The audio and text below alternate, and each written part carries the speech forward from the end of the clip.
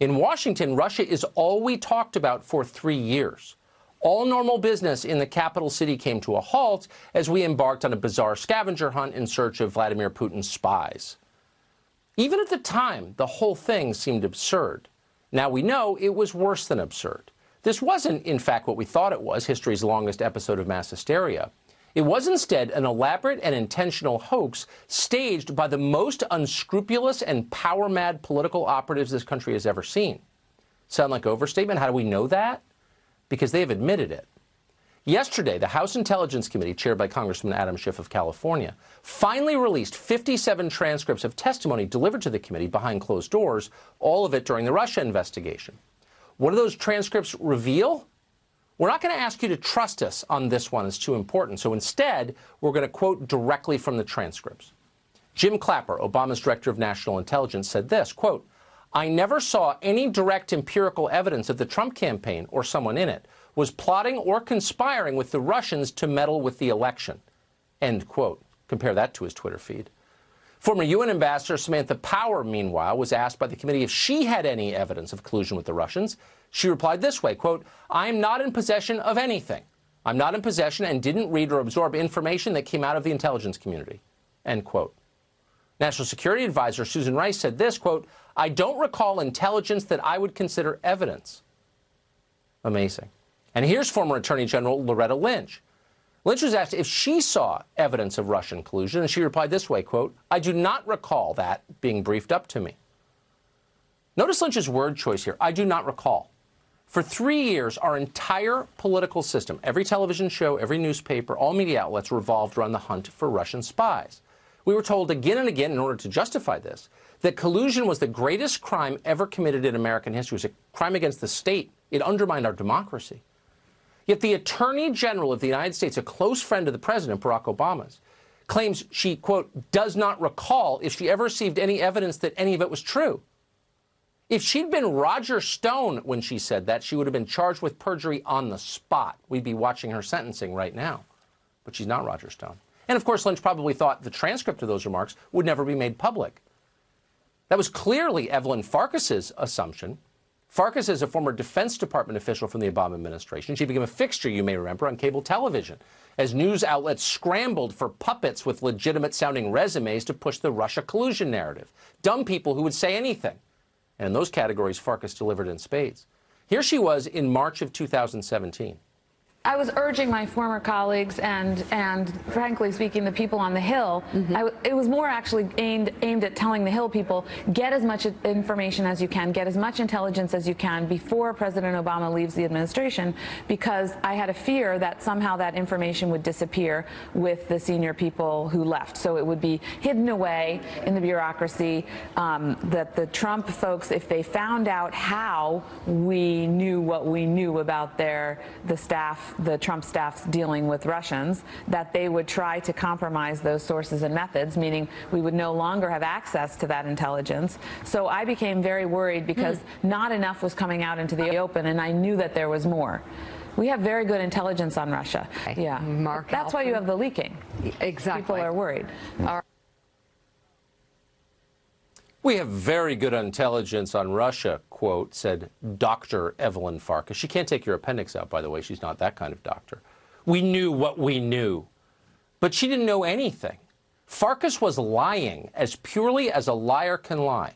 Once under oath behind closed doors, Farkas admitted that. Quote, "I didn't know anything," she said. It was all lies, literally all of it, even the core claims about hacking that formed the basis of the entire story and the investigation that followed. In 2016, during the campaign, someone stole information from the DNC's email server. It wound up online and embarrassed Hillary Clinton. Democrats quickly blamed that theft on Russian agents and therefore Donald Trump, who, needless to say, was their pawn. In fact, there was never real evidence that that actually happened. The DNC, you'll remember, never allowed federal investigators to inspect their email servers. That's odd behavior for people who claim to be the victims of foreign espionage. Instead, the party's servers were inspected by a third-party company called CrowdStrike. All of this coming back to you? Well, at the time, Adam Schiff's committee interviewed the CEO of CrowdStrike, Sean Henry. Schiff questioned Henry directly, personally. He asked if Henry knew when the Russians had stolen the data. Henry's reply, which we're seeing for the first time, is this, quote, "As it relates to the DNC, we have indicators that data was exfiltrated. We did not have concrete evidence." We did not have concrete evidence. Later, Henry admitted he had only, quote, "circumstantial evidence that the Russians were involved at all." Adam Schiff heard those words directly. He heard them from the one person who would know for certain. Schiff knew there was nothing substantial at the core of the Russian collusion story. At the very center, it was hollow. It was a sham. Schiff never even suggested this in public. Instead, he did the opposite. He spent years on television telling you it was totally real. Shut up. So there's clear evidence on the issue of collusion, and this adds to that body of evidence. There's ample evidence of collusion in plain sight, and that is true. Have Democrats found any evidence of collusion? Yes, we have. You can see evidence in plain sight on the issue of collusion, pretty compelling evidence. And there is significant evidence of collusion. There is ample evidence, and indeed there is, of collusion of people in the Trump campaign with the Russians. I think there's plenty of evidence of collusion or conspiracy. All of this is evidence of collusion. There is significant evidence of collusion between the campaign and Russia. In case you weren't counting during that montage, Adam Schiff said evidence 9 times, and every single time he was lying. And it was fairly obvious at the time if you were following closely. Schiff never produced any of the so-called evidence that the DNC server, or, by the way, John Podesta's email, were hacked by the Russian government. Several times on the show, we raised the question, do we really know this? A group of retired intelligence officers wrote a long piece saying, actually, that didn't happen, and here's how we know. And we brought that up on the show. We came under enormous pressure to be quiet. You're crazy. We know that for a fact, but we didn't know it for a fact. And when Schiff came on this show, we asked him, how exactly do you know this? He never answered our question. Instead, he accused us of treason. Look right into the camera and say, I know for a fact the government of Vladimir Putin was behind the hacks of John Podesta's email. Absolutely. The government of Vladimir Putin was behind the hacks of our institution and the dumping of information. Of John Podesta's email. Not only in the United States, email. But also in Europe. Okay, you're not, you know what, you're dodging. And Tucker, look and say, I know they did. John Podesta's emails, they hacked those. And I think that Ronald Reagan will be rolling over his grave. Ronald Reagan, and you're carrying water for the Kremlin. I'm not carrying water for the... Look, you're a sitting member of Congress on the Intel Committee, and you can't say they hacked. You're gonna have to move your show to RT Russian television. A normal person would not behave that way, could not behave that way. Conscience would prevent it. Adam Schiff is a sociopath.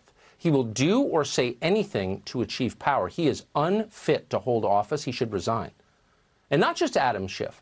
The entire apparatus of official Washington has been exposed by these transcripts, as well as by the documents just released in the Michael Flynn case we went over last night. In November of 2019, government attorney Brendan Van Grack defended the FBI's decision to interrogate Flynn at the White House with no lawyer.